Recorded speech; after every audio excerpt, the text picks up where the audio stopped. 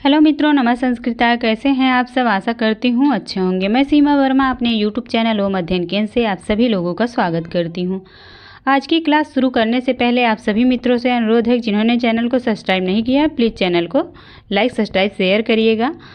आज श्रीमद् भागवत गीता से कुछ जो बहुत ही महत्वपूर्ण पॉइंट हैं उसको मैं आप लोगों को बताऊँगी।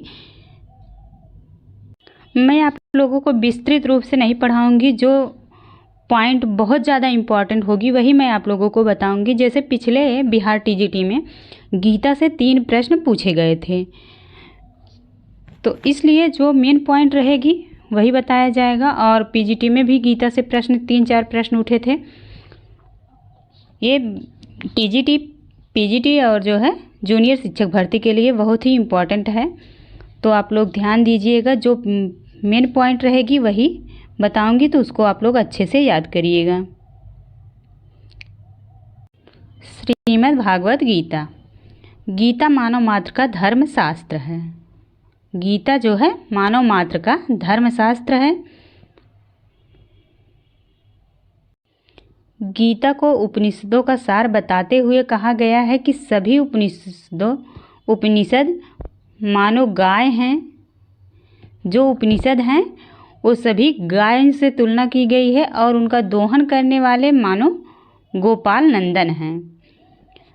जो उपनिषद हैं वो गाय हैं और जो उनका दोहन कर रहे हैं वो मानो गोपाल नंदन हैं। गोपाल नंदन श्री कृष्ण हैं।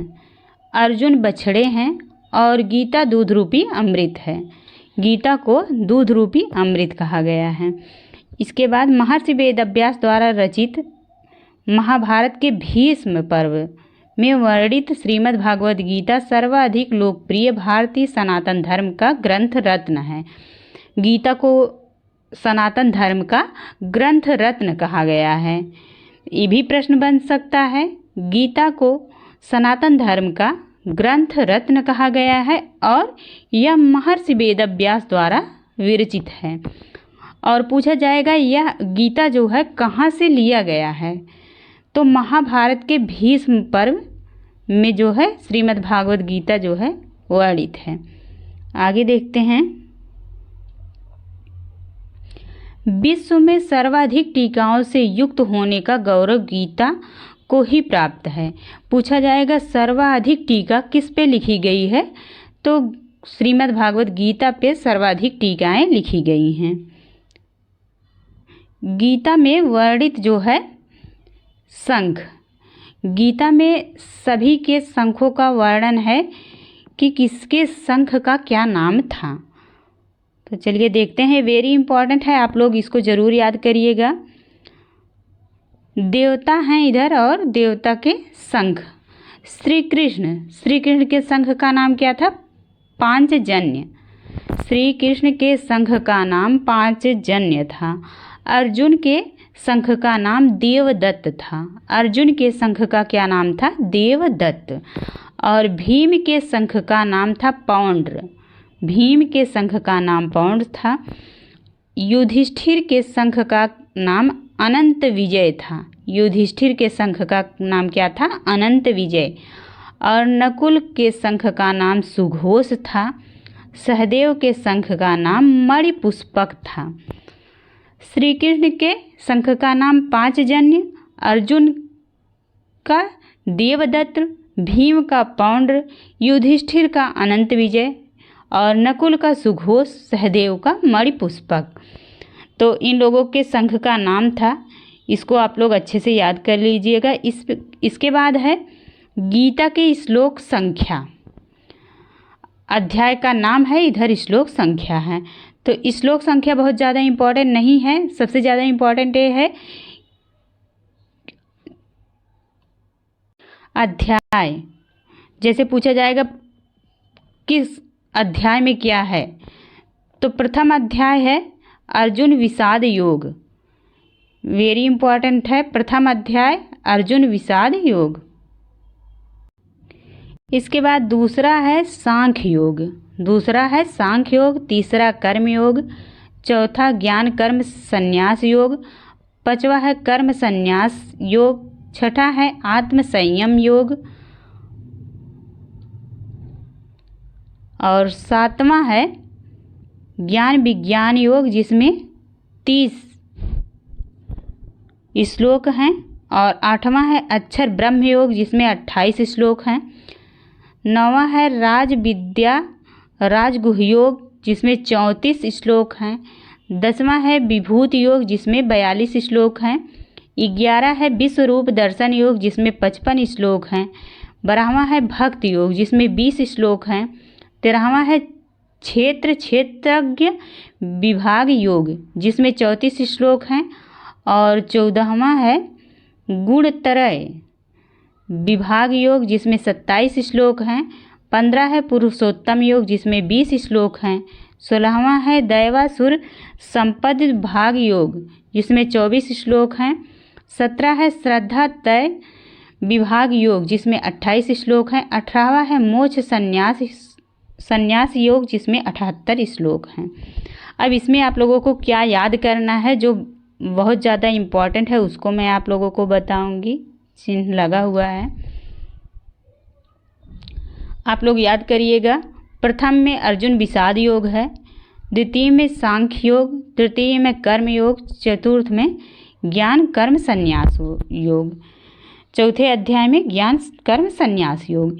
इसके बाद पाँचवां और छठवां इम्पॉर्टेंट नहीं है। फिर 7वां है ज्ञान विज्ञान योग, 8वां अक्षर ब्रह्म योग।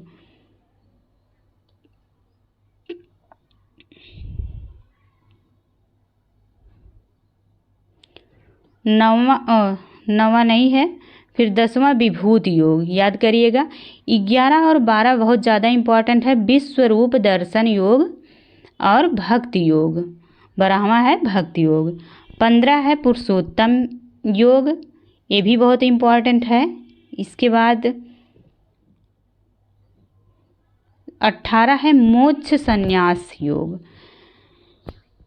अब पूछा जाएगा सबसे बड़ा अध्याय कौन सा है, तो 18वां अध्याय सबसे बड़ा है जिसमें 78 श्लोक हैं। 18वां अध्याय सबसे बड़ा अध्याय माना गया है। और पूछा जाएगा सबसे छोटा अध्याय कौन सा है, तो 12 और 15 जो है सबसे छोटा है। 12 में भी 20 श्लोक है और 15 में भी 20 श्लोक है, ये दोनों सबसे छोटे अध्याय हैं। पूछा जाएगा गीता में कुल श्लोक की संख्या कितनी है, तो 700। ये भी बहुत इम्पॉर्टेंट है, इसको याद रखिएगा। गीता में श्लोक की संख्या कितनी है, तो 700 है। आगे देखते हैं, यहाँ वही दिया गया है। सबसे बड़ा अध्याय 18वां है और सबसे छोटा 12 और 15 है। इसके बाद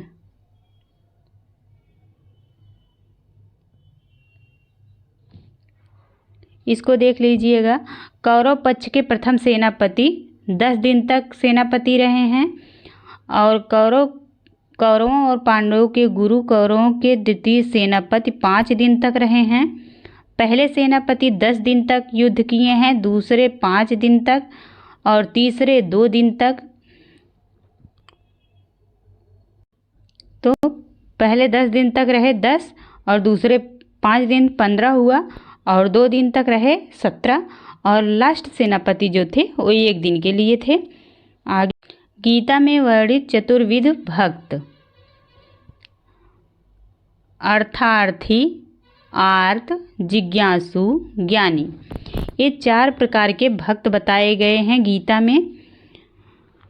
इसमें प्रश्न बनेगा जैसे भक्त चतुर्विध भक्त हैं, तो मान लीजिए 3 दिया रहेगा ऑप्शन में, 1 नहीं दिया रहेगा, या तीनों ऑप्शन गलत देकर 1 सही कर दिया जाएगा। पूछा जाएगा चतुर्विध भक्त हैं, तो आप लोग याद करिएगा अर्थार्थी, आर्त, जिज्ञासु और ज्ञानी, ये 4 प्रकार के भक्त बताए गए हैं गीता में।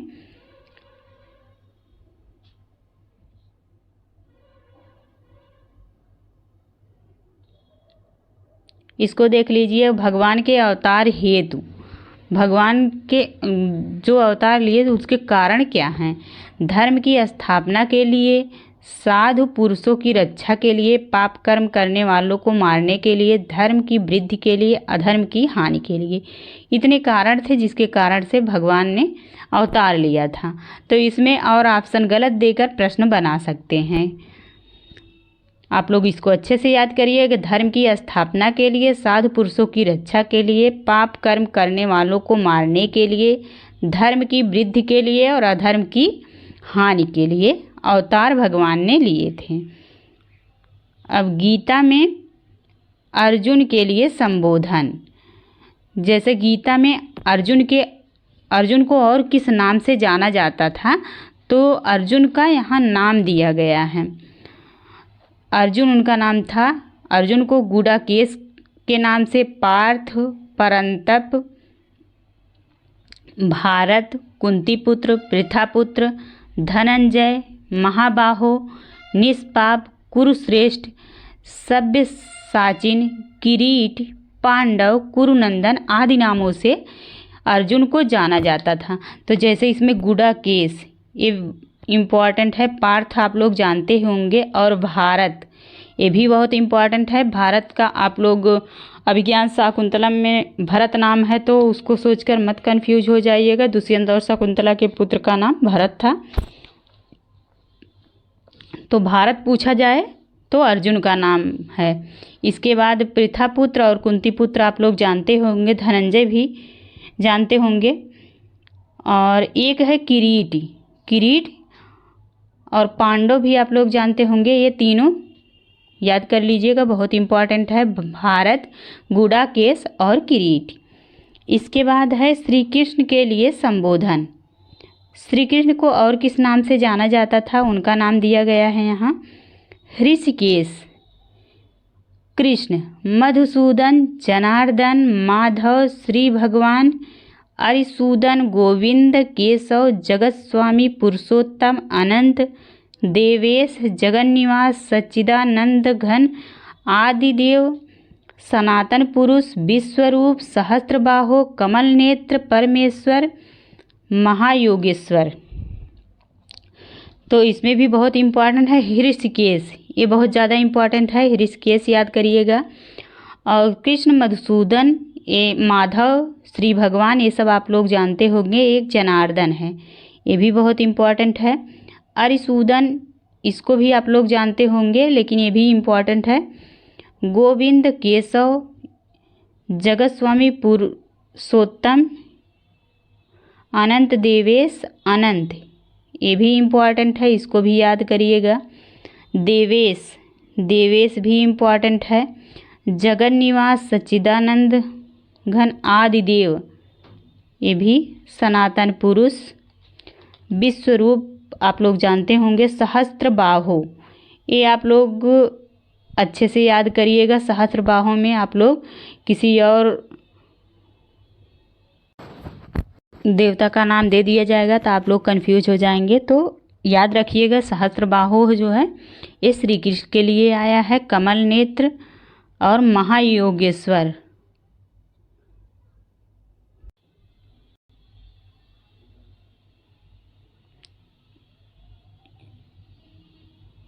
इसके बाद देव, अच्युत, केश, निषूदन, योगेश्वर। तो देव और अच्युत ये वेरी इंपॉर्टेंट है, याद कर लीजिएगा। इसके बाद गीता में वर्णित आत्मा की विशेषताएं हैं। गीता के अनुसार आत्मा अछेद्य है। अछेद्य है, अदात्य, अक्लेद्य, अशोष्य, नित्य है, सर्वव्यापी। आत्मा सर्वव्यापी है, अचल है, स्थिर है, सनातन है, अव्यक्त है, अचिंत्य है, विकार रहित है, अबद्ध है। तो आत्मा के ये इतनी विशेषताएं हैं। इसके बाद स्थिर बुद्धि पुरुष के लक्षण दिया गया है। एक, दुख में उद्विग्न न होना। जो स्थिर पुरुष होते हैं वो दुख में उद्विग्न नहीं होते हैं और सुख में अत्यधिक हर्षित नहीं होते हैं और राग, भय, क्रोध से मुक्त होते हैं। तो ये तीनों जो है स्थिर बुद्धि वाले पुरुष के लक्षण हैं।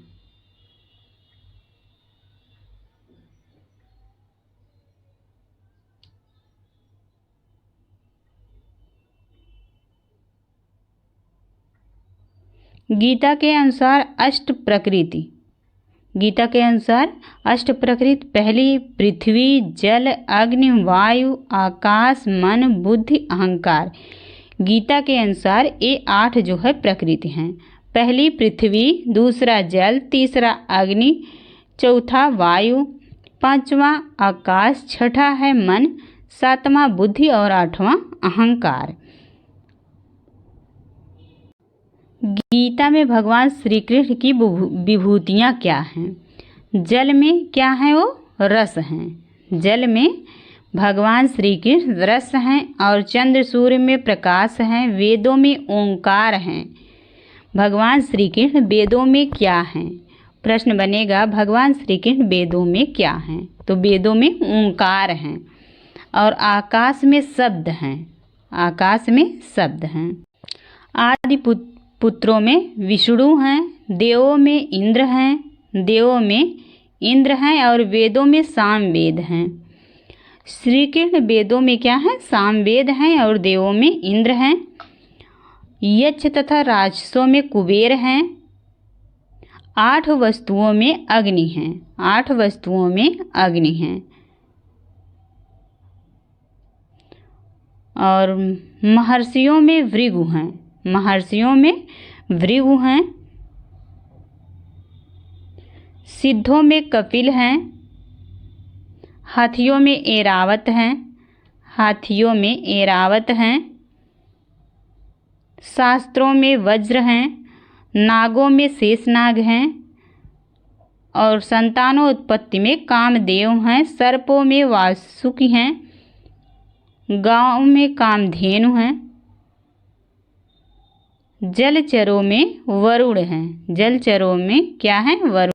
श्रुतियों में बृहत्साम हैं। छंदों में गायत्री हैं। ये इम्पोर्टेंट है। छंदों में गायत्री हैं और महीनों में मार्गशीर्ष हैं। महीनों में मार्गशीर्ष हैं। ऋतुओं में बसंत हैं। ऋतुओं में छल करने में जुआ है। कवियों में शुक्राचार्य हैं। कवियों में शुक्राचार्य हैं। जीतने की इच्छा वालों की नीति हैं। अब 4 वर्णों का वर्णन है। गीता में ब्राह्मण, क्षत्रिय, वैश्य और शूद्र इन 4 वर्णों का वर्णन स्पष्ट रूप से मिलता है।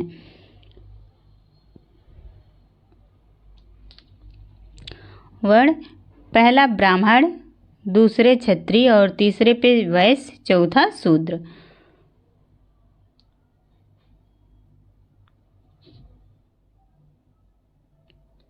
गीता में 5 शक्तियाँ बताई गई हैं।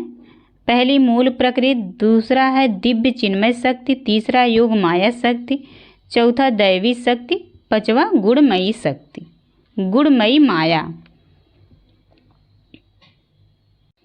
गीता में विश्वरूप दर्शन पूछा जाएगा। गीता के किस अध्याय में विश्वरूप दर्शन है? तो गीता के एकादश अध्याय में 11वें अध्याय में अर्जुन के प्रार्थना पर भगवान श्री कृष्ण अपना विराट स्वरूप अर्जुन को दिखलाए हैं, जिसे विश्वरूप दर्शन के नाम से जाना जाता है।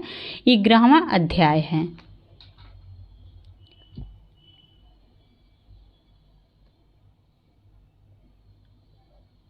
गीता में कहे गए श्लोकों की संख्या, श्री कृष्ण भगवान के द्वारा कहे गए श्लोक हैं 574 श्लोक भगवान कृष्ण ने कहा है और 84 श्लोक अर्जुन ने कहा है।